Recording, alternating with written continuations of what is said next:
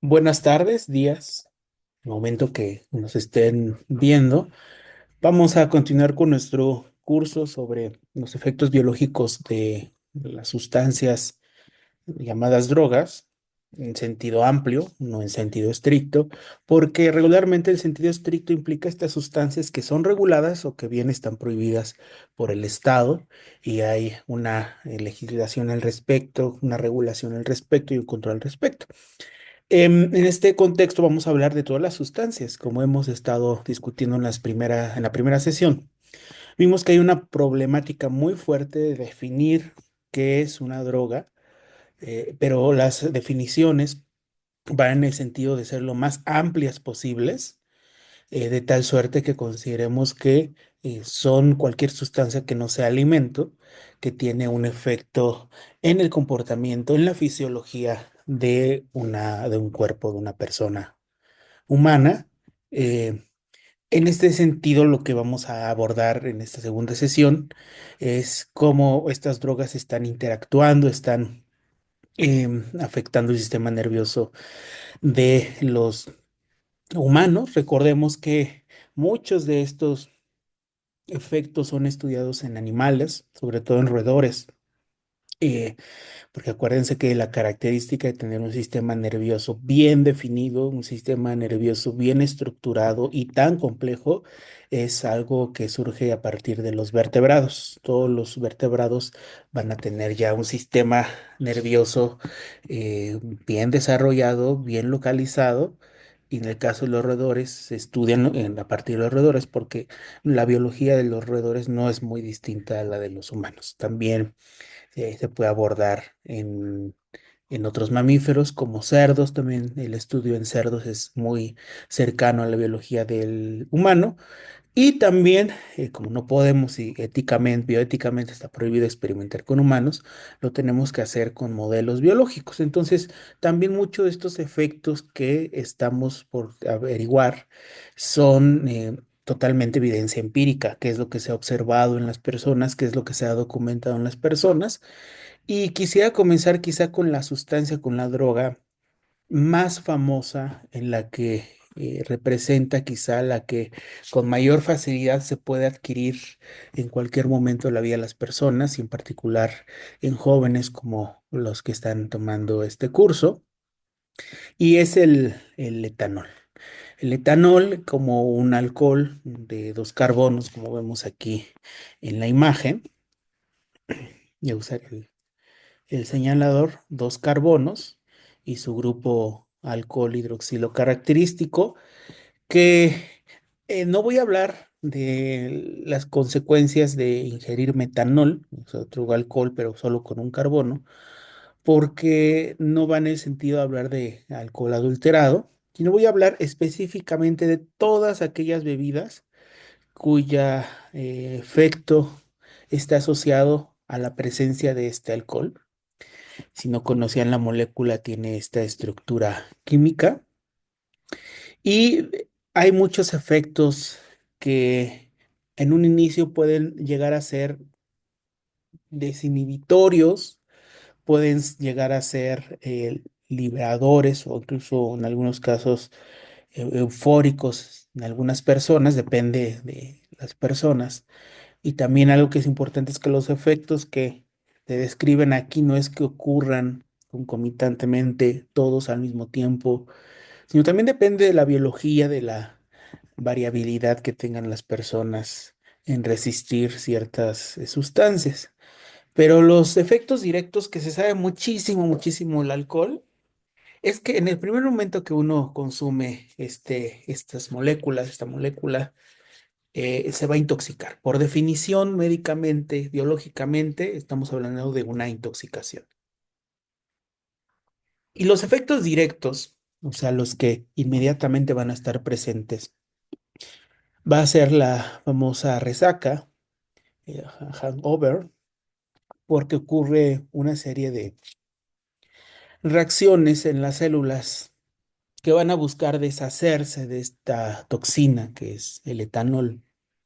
Lo van a procesar evidentemente ciertas enzimas y se va a liberar una sustancia que es formaldehído, que es bastante tóxico para las células y eso es en gran parte lo que produce estos síntomas tan desagradables como dolor de cabeza, malestar general, vómitos, deshidratación, etcétera.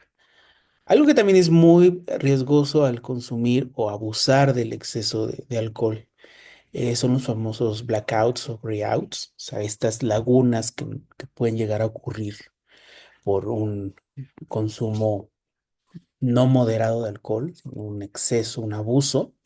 Y esto tiene muchas complicaciones indirectas porque uno puede no acordarse de ciertas cosas que hizo, que no hizo, que vio, que no vio, que escuchó, que no escuchó.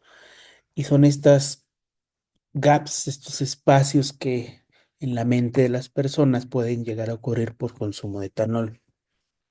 Hay otros efectos que no voy a abordar con mayor eh, precisión, pero también el etanol puede provocar efectos indirectos. Otro de los efectos indirectos que son bastante complicados puede ser un- una hemorragia. El alcohol puede facilitar el surgimiento de hemorragias, principalmente por dos razones. Uno, la consistencia, la fluidez de la sangre puede cambiar por la presencia de alcohol en esta, pero también porque él sirve de alguna manera como anestesiante, el alcohol, y puede llegar a ser un facilitador de lesiones, en el sentido de que uno no se da cuenta de que tiene algún golpe o que tiene alguna lesión en la piel o en alguna parte del cuerpo, y eso es muy peligroso porque uno puede estar lesionado de gravedad y no ser una molestia mayor. Y sobre todo las lesiones en la cabeza puede ser de gran preocupación, pero también algo que se ha observado en algunas personas es que puede llegar a tener complicaciones como convulsiones, como crisis convulsivas a partir del alcohol. Y bueno, no es nada sencillo de predecir. Puede ocurrir con mucha facilidad o con mucha dificultad en las personas. Y todos estos síntomas que provoca el alcohol están bien estudiados que ocurren en el sistema nervioso central. Como decía al inicio, nos puede provocar una desinhibición en el comportamiento de las personas, euforia, pero en algunos casos incluso puede causar una sensación de depresión o decaimiento emocional en las personas. Y algo que es quizá de lo más delicado cuando hay un abuso en el consumo de alcohol es que puede llegar a producir un coma hipoglucémico, o sea, cuando la concentración promedio de azúcar en la sangre cae dramáticamente y puede resultar en un daño muy, muy, muy severo en la biología de las células, en este caso en un coma hipoglucémico.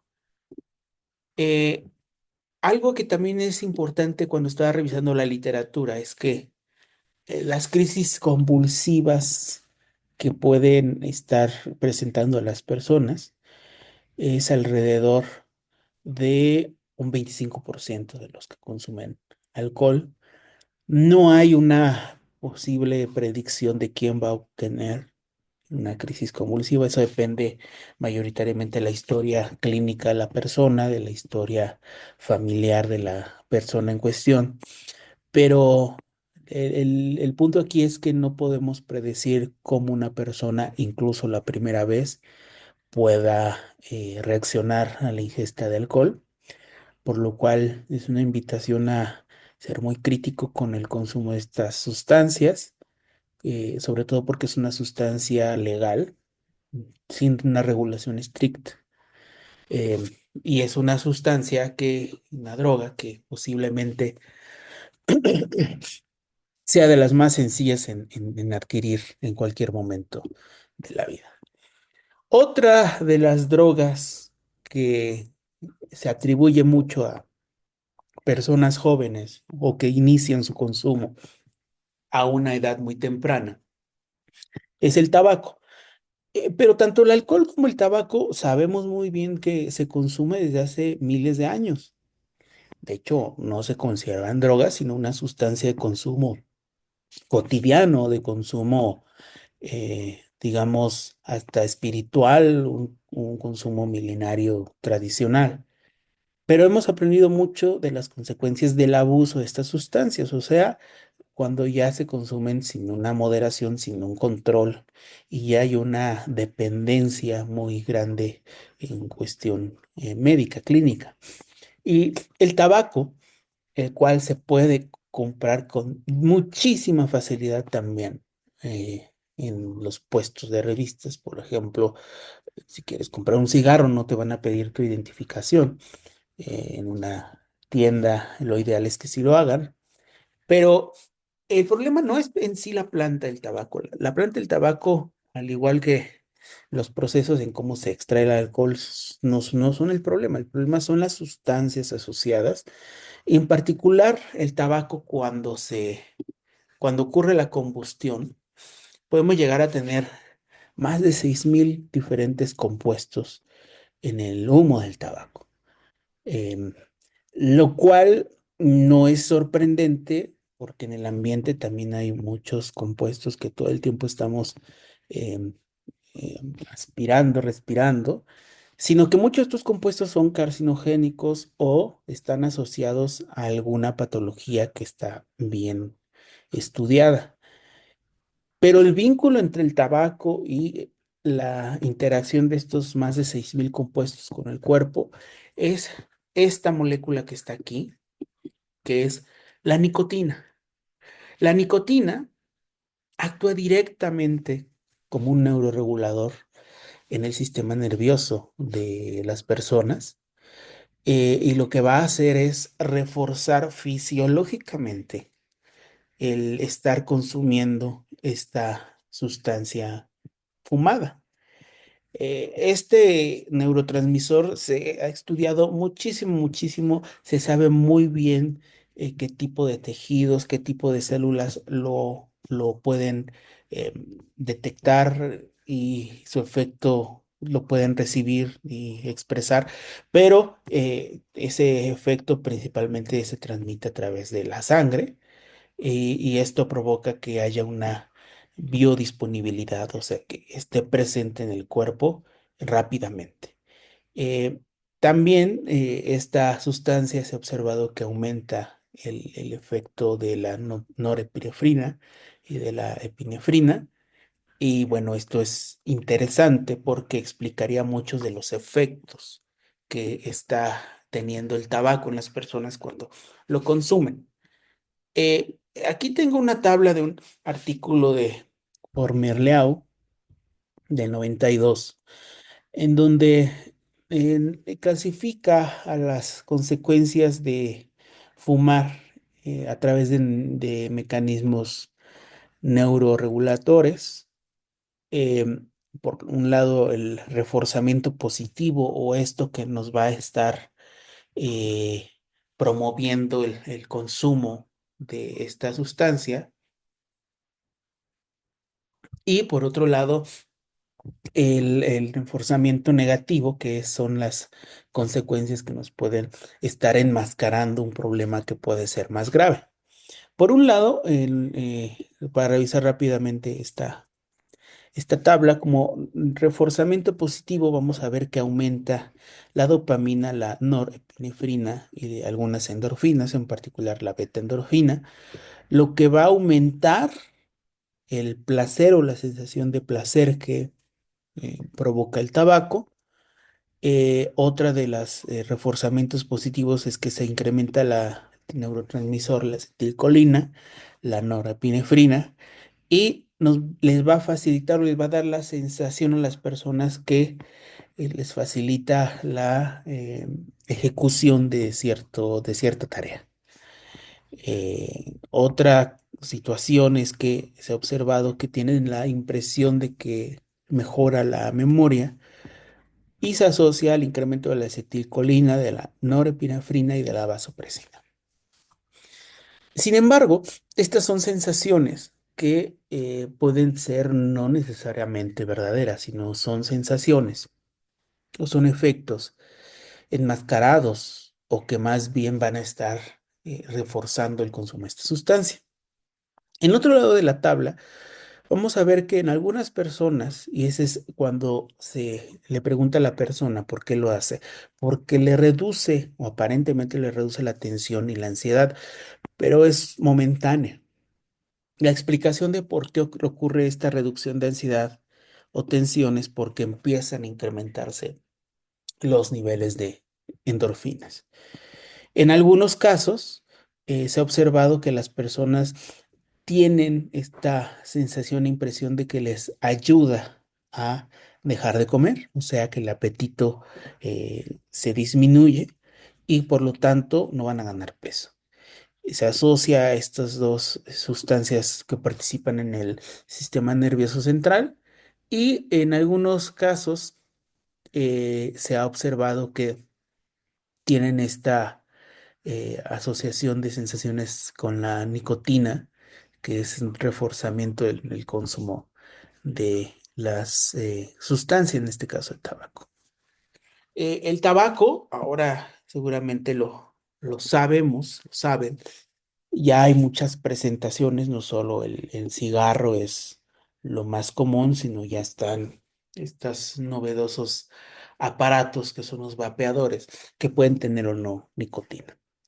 En cualquier circunstancia, esto puede estar asociado a estas sensaciones que acabamos de ver en la tabla.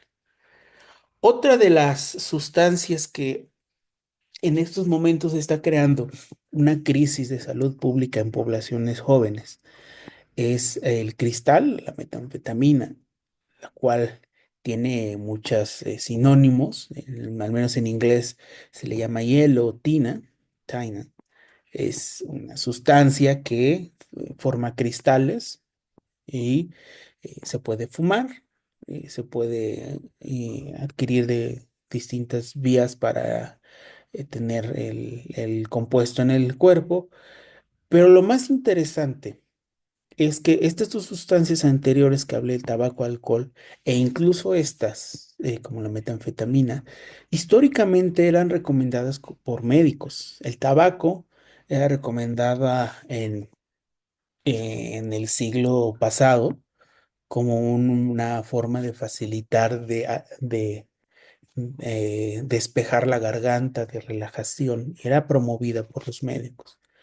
En el caso del cristal metanfetamina era un tratamiento serio médico que se usaba en el siglo antepasado y pasado para tratar problemas de obesidad y en niños el desorden por hiperactividad y el famoso TDAH, ¿no? Este problema de trastorno de atención, déficit de atención, hiperactividad.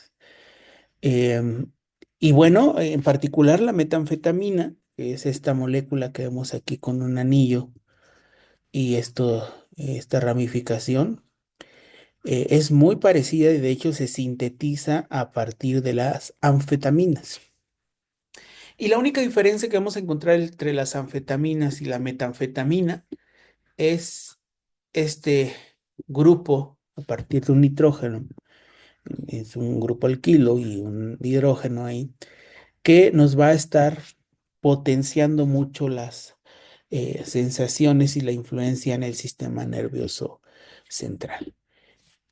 Em, sí, actualmente esta sustancia ya se usa como un medio, una sustancia recreativa, ya no se usa una medicación, o si se llega a usar, se usa de una manera muy restringida, pero se ha observado que las consecuencias o más bien los efectos, perdón, de consumir estas sustancias, es que va a haber un incremento en el estado de alerta Vamos a evitar por mucho la vigilia, pero vamos a promover la vigilia, o sea, estar después despierto va a dar mucha energía, va a dar a las personas una sensación de bienestar y de euforia, sobre todo en algo, en dosis altas. Y aquí es una de las consecuencias indirectas del consumo de esta sustancia. Suprime en el sistema nervioso central la sensación y la necesidad de consumir alimentos.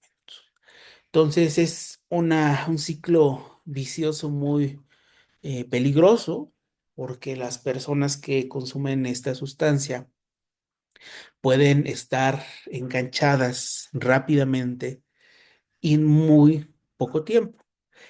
Y cuando consumen la sustancia pueden ser días enteros en donde su atención, su energía esté asociada al consumo de esta sustancia.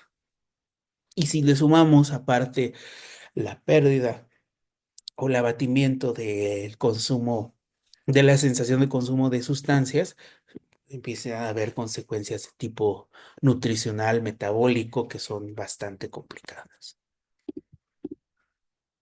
Se sabe muy bien cómo actúa esta sustancia a nivel sináptico, estas conexiones que realizan las neuronas en el sistema nervioso. Y lo que va a hacer la metanfetamina es elevar niveles de algunos neurotransmisores, principalmente dopamina, serotonina y norepinefrina. Y lo que va a ocurrir es lo que está aquí ilustrado del lado derecho, un proceso sináptico normal. Vamos a tener una célula presináptica normal, van a estar los neurotransmisores en vesículas que se van a transportar a los límites celulares. Aquí está el espacio sináptico donde están ocurriendo las conexiones, las interacciones, y la célula postsináptica, que es la que está aquí abajito, va a tener receptores específicos para este neurotransmisor. Entonces vean cómo aquí la célula de aquí abajo, la neurona, perdón, esta es la presináptica, la de arriba es la que dice normal, es la postsináptica, va a estar liberando los neurotransmisores, en este caso las bolitas azules ejemplifican dopamina, y la célula postsináptica, que es la que dice normal, va a estar recibiendo sin ningún problema este neurotransmisor. Va a ocurrir todo el proceso de despolarización y polarización de la membrana, pero va a transmitir su mensaje sin ningún problema. ¿Qué pasa cuando la metanfetamina está presente, que es en el espacio de aquí abajo? Se van a invertir las conexiones. La que era postsináptica va a ser la presináptica, son los cambios inducidos por metanfetamina. Entonces lo que va a ocurrir es que va a liberar la dopamina a la célula que era antes presináptica. Entonces vean cómo aquí en la sinapsis, en el espacio sináptico, donde está haciendo la conexión, se empieza a acumular una gran cantidad tanto de metanfetaminas como de dopaminas. Esto es lo que va a provocar todas estas sensaciones de bienestar, de vigilia constante, de inhibición de la sensación de apetito. Todo esto es debido a estos cambios inducidos por la metanfetamina. Hay muchos casos bien estudiados de personas que consumen esta sustancia.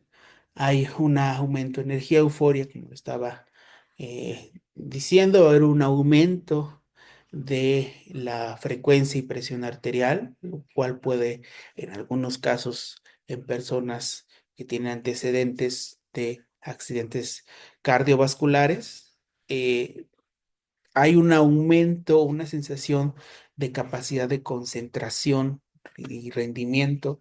Muchas personas que consumen esta sustancia son en algunos casos poblaciones de riesgo como trabajadores que necesitan estar trabajando largas jornadas o bien personas que están en ambientes recreativos. eh, Puede haber un comportamiento incluso agresivo o bastante eh, errático, y en algunos casos aumenta la sensación de la libido, de aumento de deseo sexual. Otra sustancia que también consideramos que está al alcance un poco a la población que va dirigido a este curso es cannabis o marihuana, la cual tiene muchísimos compuestos asociados, pero que si bien esta planta es de origen asiático, el género cannabis es el género del nombre biológico de la planta, es una planta asiática. Se sabe que se ha usado con fines médicos y fines religiosos desde hace más de 2000 años. Entonces se dan cuenta cómo también las drogas, dependiendo del momento histórico en el que se estén estudiando o se estén valorando para el consumo humano, depende mucho de su estado, tanto legal como de lo que sabemos de ellos. Y los dos compuestos que son más presentes en concentración en este género, por un lado es el famoso THC, que hay muchos tipos de cannabinoides de THC, o sea, no es una sola molécula, sino hay muchas otras moléculas. Y del famoso CBD, que es el cannabidiol. Eh, si nos damos cuenta, tienen estructuras muy similares, eh, pero tienen efectos que pueden ser distintos. Eh, También la planta puede tener terpenos, limonenos, cariofilenos, pero que estarán más asociados sobre todo a la presencia de estas sustancias en plantas. Pero digamos, las sustancias psicoactivas de la marihuana son los CBDs y los THC. Se ha estudiado mucho, mucho, mucho la marihuana desde una perspectiva médica, terapéutica, desde una perspectiva recreativa, y es de estas sustancias que, si bien no están prohibidas del todo, la sociedad está buscando que se regule, porque una de los grandes problemas de las sustancias prohibidas es que cuando tú prohíbes no puedes regular la calidad, no puedes eh, observar que el proceso de fabricación o el proceso de comercialización sea lo mejor, lo que menos daño le pueda causar a una persona o un consumidor. Entonces, la marihuana, la clasificación anterior está como en estado cambiante. Y hay evidencia muy contundente que en algunos casos puede ser que tenga efectos terapéuticos muy claros, sobre todo cuando hay dolor, personas que sufren mucho dolor. Pensemos en alguien que vive con cáncer, por ejemplo, para algunos desórdenes neurológicos, incluso para esta enfermedad fulminante que es la esclerosis múltiple.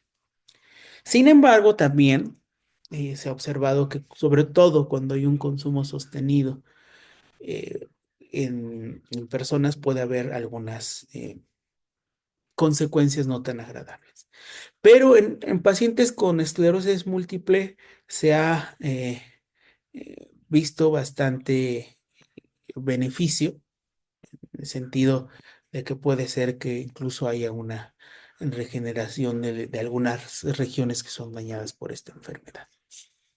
Para finalizar esta sesión, vamos a revisar un juego en una plataforma que se llama Nearpod. Escaneando el código QR, les va a aparecer un memorama en donde tienen que voltear las tarjetas y tienen que ir asociando los pares, dependiendo de los datos más relevantes sobre las drogas y sus efectos en el sistema nervioso central. Entonces van a tener dos tarjetas que tienen que empatar con cada una de las sustancias que revisamos el día de hoy. Para la siguiente sesión vamos a ver los grandes tipos de drogas en función de las sensaciones que están provocando en las personas y lo dividimos en depresoras, estimulantes y alucinógenas.